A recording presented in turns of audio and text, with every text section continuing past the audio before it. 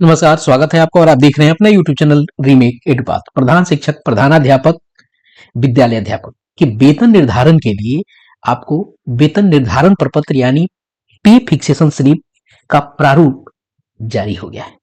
वो मजमून जारी हो गया है जिसके माध्यम से आप अपने वेतन का निर्धारण करा पाएंगे। इसके लिए आदेश निर्गत हो गया है, तो इस वीडियो के माध्यम से उस प्रारूप को जानेंगे कि कौन कौन से डिटेल आपसे मांगे जा रहे हैं, कौन कौन सी डिटेल्स अभी के मांगे जा रहे हैं, कौन कौन सी डिटेल्स पूर्व के मांगे जा रहे हैं।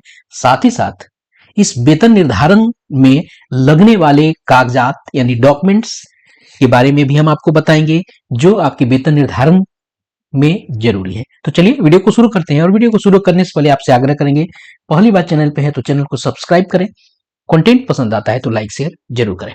आपको विदित होगा कि 2025 के नवंबर में, यूं कहें कि 22 नवंबर 2025 को एक पत्र जारी हुआ था। वो पत्र था आपको 4208, और इसमें कहा गया था, अगर इसको मैं पढ़ूं अक्षरशः शब्दशः पढ़ूं, तो शिक्षा विभाग बिहार सरकार के आदेश एक 2558 आदेश है, बहुत सारी चीज इससे कंसर्न होती है। 9 सितंबर 2025 के तहत गठित समिति द्वारा दी गई अनुशंसा के आलोक में स्थानीय निकाय के शिक्षक जो वर्तमान में प्राथमिक विद्यालय में प्रधान शिक्षक, उत्क्रमित उच्च माध्यमिक विद्यालय एवं 9 स्थापित उच्च माध्यमिक विद्यालय में प्रधानाध्यापक एवं विद्यालय अध्यापक 1 से 5, 6 से 8, 9 से 10 और 11-12 में के रूप में शिक्षक के रूप में चयनित होकर कार्यरत हैं को विशिष्ट शिक्षक की भांति ही वेतन संरक्षण का लाभ दिया जाएगा। कहने का मतलब है, जो शिक्षक पहले से एक नियोजित शिक्षक के रूप में कार्य कर रहे थे और कालांतर में वो प्रधान शिक्षक बने, माध्यमिक विद्यालय और उच्च माध्यमिक विद्यालयों में आपको प्रधानाध्यापक बने, न सिर्फ प्रधान शिक्षक और प्रधानाध्यापक अपितु वो स्थानीय निकाय के शिक्षक जो विद्यालय अध्यापक भी बने अलग अलग वर्ग कोटि में, यथा 1 से 5, 6 से 8, 9 से 10, आपको 11-12। अब बात यह है कि 1 से 5 का 25,000, 6 से 8 का 28,000, आपको 9, 10, 31 और 11-12, 32, ये पहला आपको वेतन का स्लैब निर्धारित हुआ, इंडेक्स पहला निर्धारित हुआ। अब स्थिति यह बन रही है कि कोई भी शिक्षक अगर 1 से 5 में कार्यरत है और उसकी बेसिक 30 से प्लस पहुंच रही है और वो 6 to 8 में आया है, और उसने अगर 6 to 8 में वो पहुंचा है, या यूं कहें 6 to 8 की बात ही हटा दें, 1 से 5 में कोई अगर शिक्षक है, अगर वो आया है 30,500, 750 उसका पहले बेसिक था, वो 1 to 5 में पहुंच गया और उसकी बेसिक सैलरी यहाँ पहले इंडेक्स में 25,000 निर्धारित हो जाएगी, जबकि उसको पूर्व में 30,750 तो मिल रहा था। तो अब उसको पे प्रोटेक्शन का लाभ दिया गया है, तो अब उसके वेतन का निर्धारण होगा, क्योंकि पहले वो नियोजित था। अब हो गया क्या, अब हो गया वो विद्यालय अध्यापक। न सिर्फ विद्यालय अध्यापक हुआ, मान लीजिए कि उसको 30,750 में रुपये मिल रहा था, मैं एक उदाहरण के रूप में दे रहा हूं, और 30,500 प्रधान शिक्षक का है, टीचर्स का पहला इंडेक्स है, तो यहां उसको तो घाटा हो गया, तो उसको इसका लाभ आपको मिलेगा। तो इसी के लिए वेतन निर्धारण के लिए आपको आदेश जारी हुआ है। ये चूंकि ये आदेश तत्काल प्रभाव से उसी समय लागू हुआ था, लेकिन अब व्यवहार में जिलों के द्वारा लाया जा रहा है। तो चलिए हम देखते हैं, आज एक पत्र जारी हुआ है, एक पश्चिमी चंपारण से, इसी तरह अलग अलग पूर्वी चंपारण से, अलग अलग जिलों से जारी हो गया है। जान लेते हैं 14 तारीख के डेट का यह पत्र है, क्या कहता है। सभी प्रखंड शिक्षा पदाधिकारी को सूचनार्थ अनुकलनार्थ प्रेषित निर्देश है कि उपरोक्त आदेश के आलोक में स्थानीय निकाय अंतर्गत नियोजित शिक्षक के रूप में पूर्व में कार्यरत रहे वैसे सभी शिक्षक जो वर्तमान में बिहार लोक सेवा आयोग पटना द्वारा चयनित होकर प्रधान शिक्षक, प्रधानाध्यापक, विद्यालय अध्यापक के पदों पर कार्यरत हैं का वेतन निर्धारण प्रपत्र तैयार कर को पत्र प्राप्ति के साथ अधोसाक्षी कार्यालय में उपलब्ध कराना सुनिश्चित करें, ताकि संबंधित शिक्षकों को नियमानुसार सही वेतन का भुगतान किया जा सके। यानी उनको जितना वेतन मिलना चाहिए उतना मिल सके।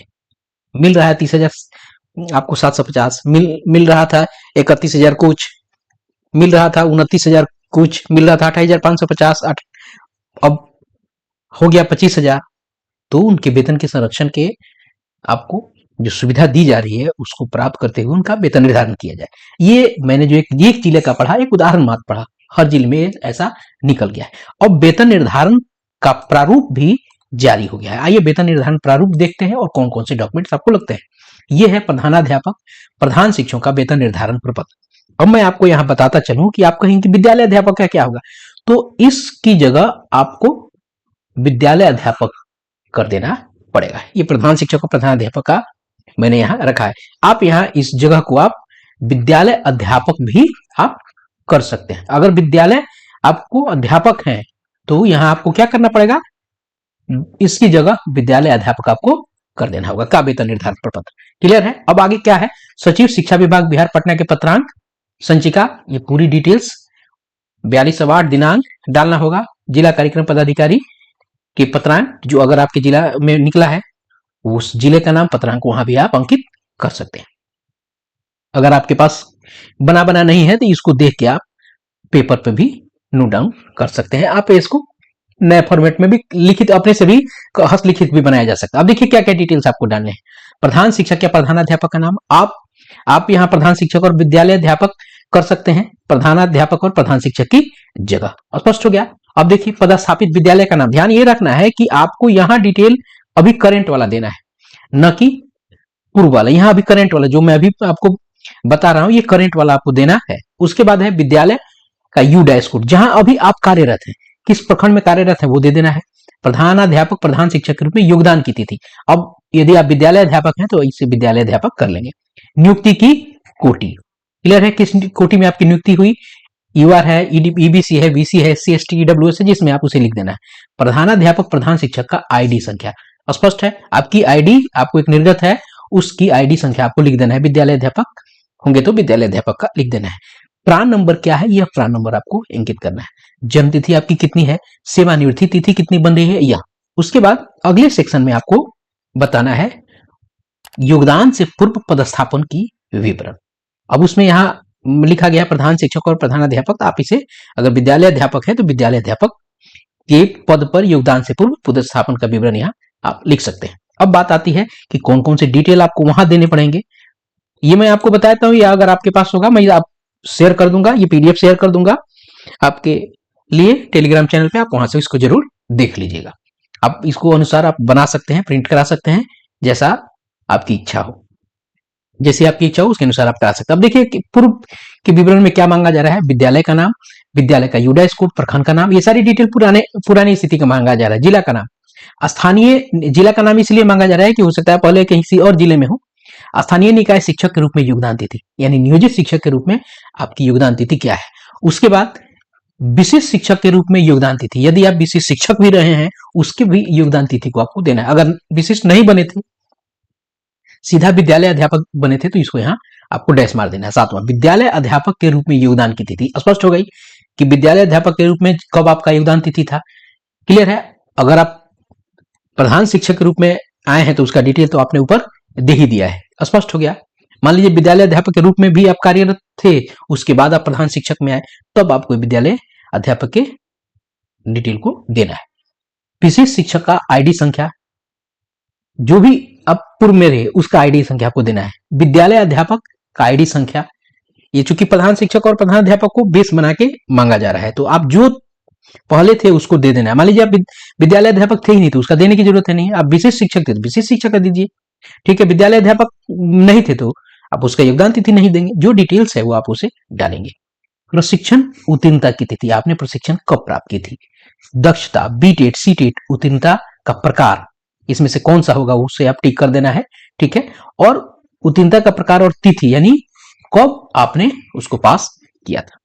उसके बाद 12, क्या स्थानीय निकाय शिक्षक से विशिष्ट अथवा विद्यालय अध्यापक के रूप में योगदान तिथि से अद्यावधि तक सेवा में कोई टूट है तो हाँ लिखिए, नहीं तो नहीं लिखिए।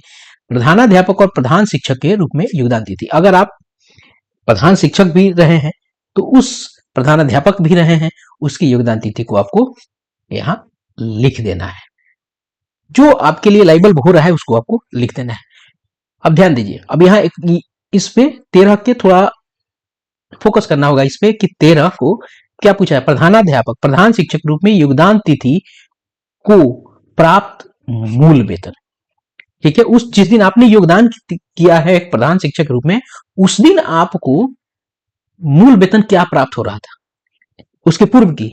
ऐसा नहीं है कि प्रधान शिक्षक के रूप में, प्रधान शिक्षक के पूर्व में जिस भी आप कोटि में कार्यरत थे, विशिष्ट या विशिष्ट थे या विद्यालय अध्यापक थे या स्थानीय निकाय शिक्षक थे, क्या थे, यानी उस योगदान तिथि की, अगर आप विद्यालय अध्यापक है तो इसे विद्यालय अध्यापक के रूप में आप इसे लिख सकते हैं, मूल वेतन उसको लिख देना है। उसके बाद 14 वेतन संरक्षण के उपरांत प्रधानाध्यापक और प्रधान शिक्षक के योगदान तिथि को निर्धारित मूल वेतन।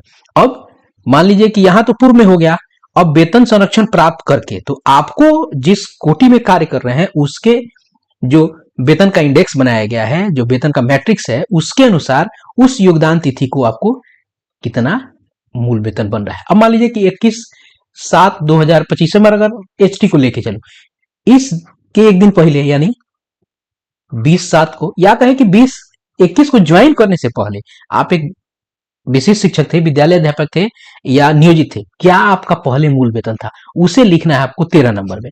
और इस मूल वेतन के आधार पर जिस भी कोटि में आपने ज्वाइन किया है, मान लीजिए एचटी में ज्वाइन किया है, तो 21/7 को इस मूल वेतन के समकक्ष एचटी वाले मैट्रिक्स में क्या आपका मूल वेतन बन रहा है उसे लिखना है 14 में। उसके बाद अगली वार्षिक वेतन वृद्धि की तिथि को यहां लिखना है, और आगे नीचे है कि आपको प्रधान अध्यापक प्रधान शिक्षक का हस्ताक्षर, यदि आप विद्यालय अध्यापक हैं तो विद्यालय अध्यापक को कर देंगे यहाँ, प्रधान शिक्षक है प्रधान अध्यापक कीजिएगा। उसके बाद प्रखंड शिक्षा पदाधिकारी, जिला कार्यक्रम पदाधिकारी। अब आती है इसमें डिटेल कौन कौन से डॉक्यूमेंट्स चाहिए। अब जारी देखते हैं इसमें डॉक्यूमेंट चाहिए क्या। इस प्रपत्र के साथ प्रधान अध्यापक या प्रधान शिक्षक का औपबंधिक नियुक्ति पत्र, योगदान पत्र, ये विद्यालय अध्यापक हैं तो यानी उनकी आपको औपबंधिक नियुक्ति पत्र और योगदान पत्र दोनों चाहिए। विशेष शिक्षक का औपबंधिक नियुक्ति पत्र, योगदान पत्र।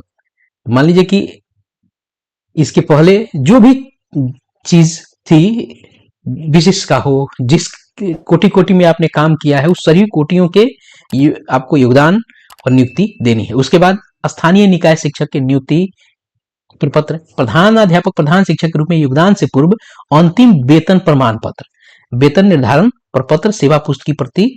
अब मान लीजिए उसका कहां से, यानी आपने वेतन प्राप्त किया है उस दिन से पहले, तो उसका आपको प्रूफ देना है। तो उसके लिए क्या होगा जी, लास्ट जो आपको फिक्सेशन आपका स्लिप होगा वो सेवा पुस्तिका की प्रति अथवा एचआरएमएस से प्राप्त वेतन विवरण। मान लीजिए कि आपने एचटी में ज्वाइन किया है तो विशिष्ट शिक्षक के रूप में आपको जो एचआरएमएस से सैलरी स्लिप मिलती है उसकी प्रति आप लगा सकते हैं। यहाँ अथवा में इसको बताया गया है, क्योंकि मान लीजिए आपने एचटी में ज्वाइन किया है तो पुराना तो इनएक्टिव हो गया होगा, तो आपके पास जो वेतन विपत्र है उसको आप लेटेस्ट वाला पुराना वाला लगा सकते हैं। उसके बाद है पैन कार्ड की सत्यापित प्रति, और इस पूरे प्रपत्र को जो है हिंदी में है लेकिन आपको भरना है अंग्रेजी के बड़े अक्षर में। ये डिटेल्स है जो आपको लगानी है। तो इस वीडियो में मैंने प्रयास किया कि प्रधान शिक्षक और प्रधानाध्यापक के फिक्सेशन के लिए और विद्यालय अध्यापक के भी फिक्सेशन के लिए कौन कौन सी डिटेल्स आपसे मांगी जा रही है, आपके पास कौन कौन सी डिटेल्स होनी चाहिए और कौन कौन से आपको डॉक्यूमेंट्स जमा